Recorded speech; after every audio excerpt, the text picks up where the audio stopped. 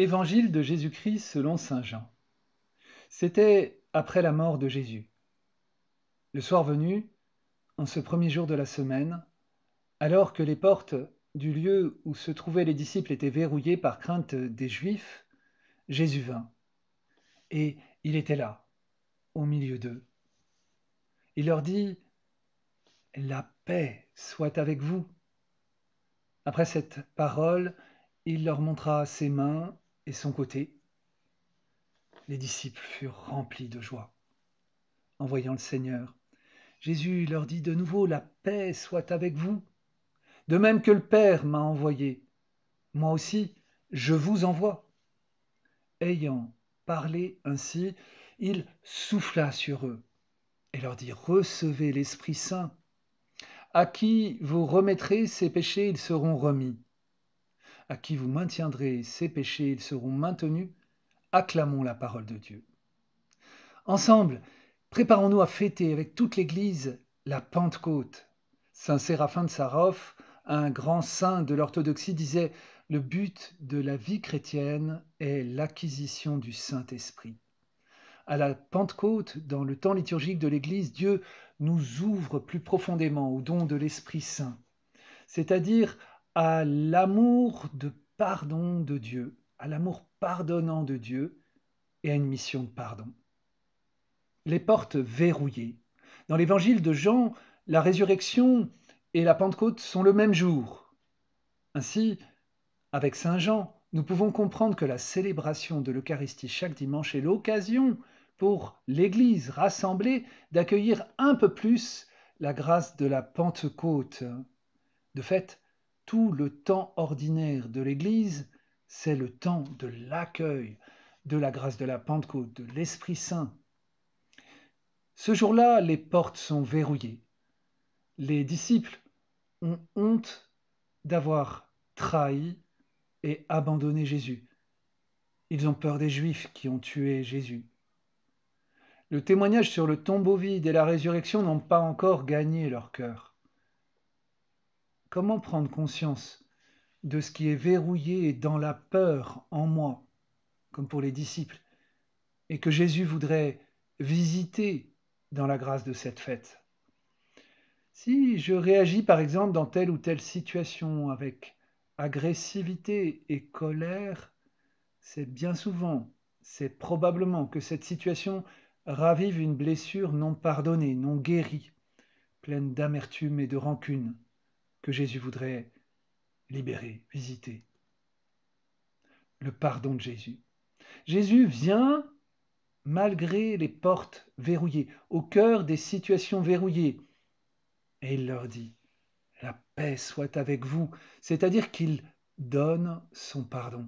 Il leur montre ses mains, son côté, il est bien le crucifié qui est ressuscité. Son amour a vaincu la haine, la mort. Son amour est plus grand que nos trahisons, nos lâchetés. Il nous donne la paix, sa paix. Rien ne peut nous séparer de l'amour de Dieu. Jésus nous a réconciliés. Il est lui-même la paix que Dieu me donne.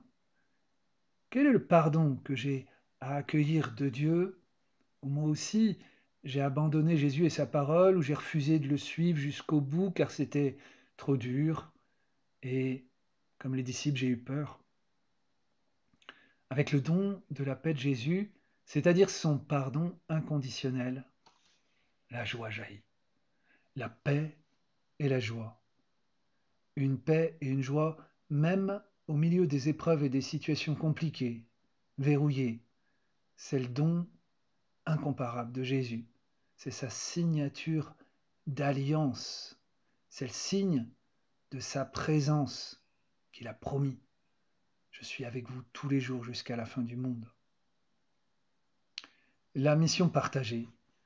De même que le Père m'a envoyé, moi aussi je vous envoie. Jésus ressuscité nous envoie avec cette paix et cette joie dans le monde pour prolonger sa mission. Quelle confiance, quelle responsabilité. Jésus est l'envoyé du Père. Nous sommes les envoyés de Jésus. Ma vie de baptisé sur la terre est une mission. tout baptisé reçoit cette mission. Ce ne sont pas quelques-uns parmi les disciples, c'est tous. Je ne peux pas dire les autres, oui, mais moi, je ne suis pas capable. Non, Jésus envoie tous ses disciples.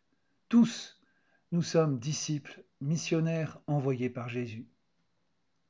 Dans le souffle de l'Esprit, Jésus est envoyé par le Père dans le souffle d'amour de l'Esprit.